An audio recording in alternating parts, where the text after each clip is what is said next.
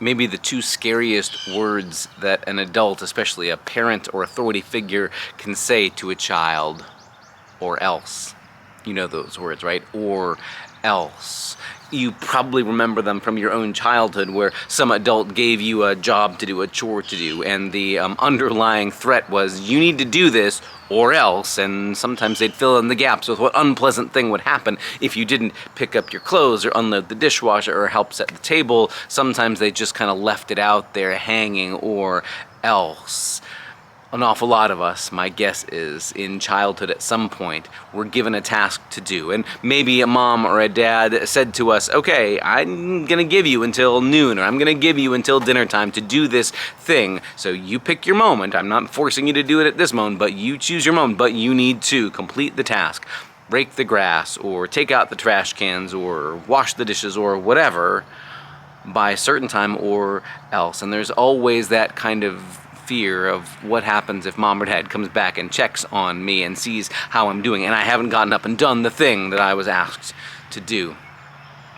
An awful lot of our lives are lived with that fear, that or else kind of a fear. If I've been asked to do this job and I don't do it, will they take away my phone or video games? Will I be grounded? What will the consequence be?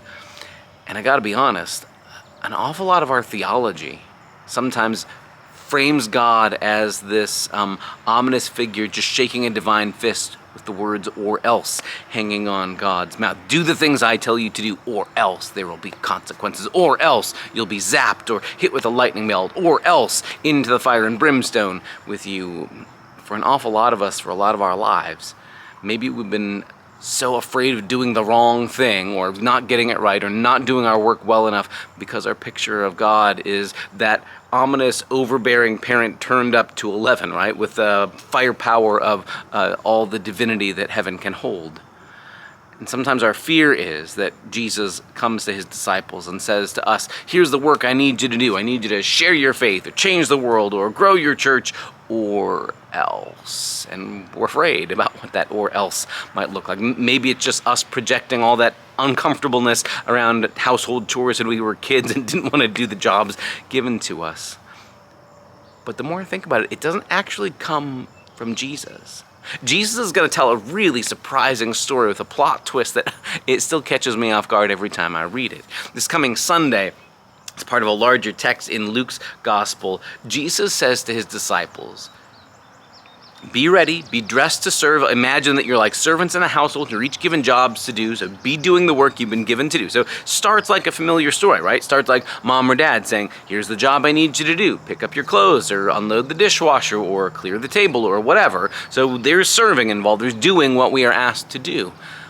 But the end of the story is surprising. Jesus says, so be like servants who are ready to serve.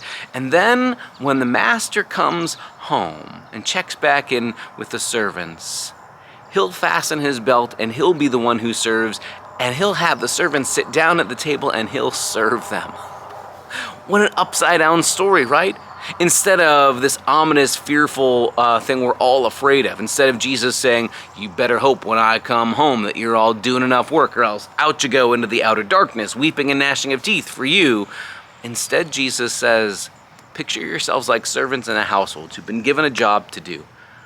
And imagine then that when the master comes home and finds you doing exactly what he asked you to do, he'll have you sit at the table and he'll serve you. Jesus pictures a God who overturns the expectations between the powerful master in the house and the lowly servants, and that Jesus says God becomes the master who serves, and we who are the servants become lifted up and get served. The same way Jesus blows everybody's minds on his last night with his disciples, and even though he's the teacher and the Lord and the rabbi, washes the disciples' feet. This is the God we have, who loves us, to be sure, who gives us work to do, who calls each of us to be a part of that kingdom work of sharing our faith, of bringing good news, of loving those who are around us, of lifting up those who are lowly.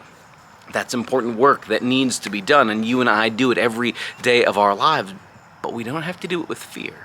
We don't have to always be looking over our shoulder wondering if there's a lightning bolt coming our way because we weren't proficient enough or didn't get things done enough. Instead, Jesus offers us this picture of, imagine that when the master finally comes, imagine that when the one you've been waiting for, the one who's given you the task, comes and checks in, the promise is I'll set the table for you, and you can be served, and God will take care of us. What a beautiful and upside down picture of things. That's the God we meet in Jesus. A God who, yes, gives us work to be done, but also a God who's willing to serve, who serves all the way to a cross, laying down his life for us, who gathers us at Jesus' table week in and week out, where we're fed.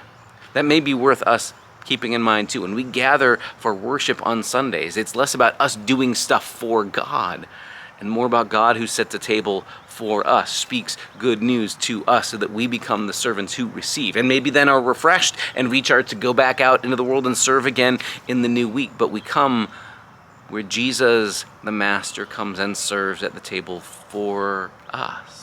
Come and join us this coming Sunday, where we're going to wrestle with this story and find out what it's like to meet this God who surprises us with immeasurable love. This coming Sunday, we're going to have a special guest preacher with us as we have a pulpit swap between our usual Vicar Natalie, switching out with Vicar Jacinda Jones, who'll be visiting us and bringing the word from her usual placement in Findlay, Ohio. And we hope you'll join us for that conversation this coming Sunday.